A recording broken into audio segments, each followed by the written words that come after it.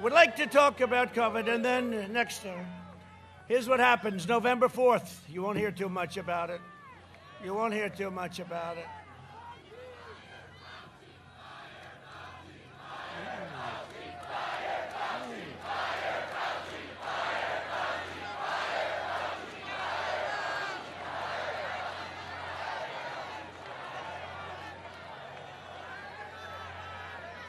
Don't tell anybody, but let me wait till a little bit after the election. I appreciate the advice. I appreciate it. What's Trump's closing argument right now? Last night on his COVID spreader tour, he's going around spreading COVID. He's like a carrier, because he cares more about having big crowds than he does about keeping people safe. He told his supporters, don't tell anybody, but he's going to fire Dr. Fauci after the election.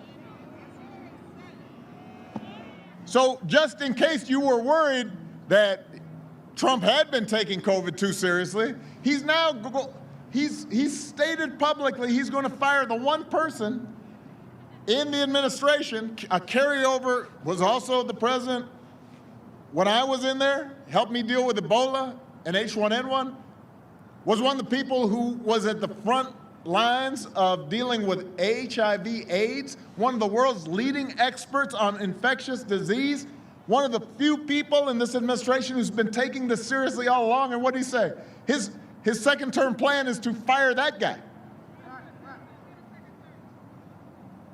I mean, they've already said they're not going to contain the pandemic. Now they want to fire the one person who could actually help them contain the pandemic.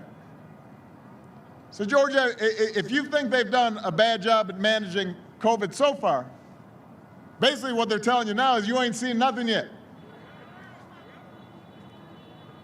Trump's saying he might, in this election, he's been saying he might declare victory before all the votes have been counted. Well, that's just what he did on this virus. And how'd that turn out? So what we just saw there was Donald Trump talking about firing Dr. Fauci in his second term if he's elected. And then we had Barack Obama responding to that, saying, you're basically telling us that it's only going to get worse from here. And if you're going to try to steal the election by, fudging the numbers, it's probably going to work out just like it did with your whole COVID fudging the numbers response. If you don't take it seriously, it's probably not going to work out for you. You know what I mean? Probably not going to work out for the country as a whole. Something that, he just kind of like lightly touched on at the end, but it's also kind of like really important. Like, Donald, if you try to get people riled up over the next few days about this election, saying that you've won when not all the ballots have been cast, like, it's not going to be good for the country. People are going to get hurt because of it, right? There will be violence. I don't think it's going to be nearly as intense as people think it will be, but I think there will be pockets of violence and people will get hurt. And so, like, Donald, please, like, for everyone's sake, man, like, let's not go down that rabbit hole.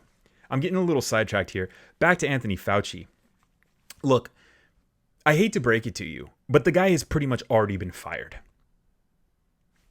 Fauci has been replaced by this Scott Atlas guy who is a neuroradiologist who Dr. Fauci has said, quote, I have real problems with that guy. He's a smart guy who's talking about things that I believe he doesn't have any real insight or knowledge or experience in. He keeps talking about things that when you dissect it out and parse it out, it doesn't make any sense. Like, it's already pretty bad, right? Because this Scott Atlas guy also, just in the past 24 hours, went on and had to apologize for appearing on RT, which is classified as a foreign agent. That's the Russian state control media group. Went on, and in this interview, he's talking about how masks don't work, how economic lockdowns kill people. Like, just absurd things. But that's the reason why Atlas was brought in. Because Trump has essentially already fired Fauci. Already fired Deborah Birx. Over the past few months, Deborah Birx, that's all she's been doing is just traveling state to state to try to help local officials there to fight the virus the best. And that includes like recommending masks and social distancing, right? So she's like out there on her own. She's like, all right, well, this task force is basically a joke.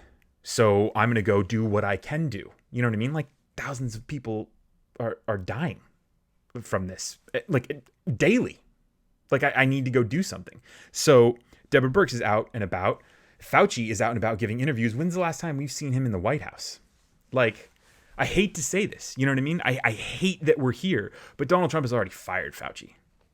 You know, like he's not listening to him. He's got this neuroradiologist who has no background in infectious disease talking about things that if you parse it out, it doesn't make any sense.